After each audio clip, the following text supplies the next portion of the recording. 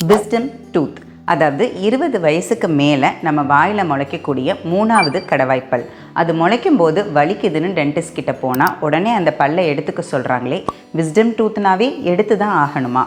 ஆதி காலத்தில், அதாவது மனுஷங்க வேட்டையாடி உணவை சமைக்காமல் சாப்பிட்டுட்டு இருந்த காலகட்டத்தில் அவங்க தாடை எலும்போட வளர்ச்சி ரொம்ப பெருசாக இருந்துச்சு. அதில் 3வது கடவாய்ப்பல் முளைக்கிறதுக்கான இடமும் அதிகமாக இருந்துச்சு.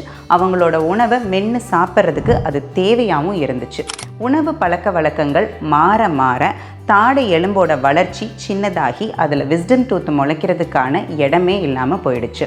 அதை மீறி விஸ்டம் டீத் முளைச்சாலும் நம்மளோட நார்மல் டென்டல் ஆர்ச்சிலிருந்து வெளியிலேயோ இல்லை கோணலாவோ முளைக்கிறதுனால அதை எடுக்கிறத தவிர வேறு ஆப்ஷன்ஸ் இல்லைங்க.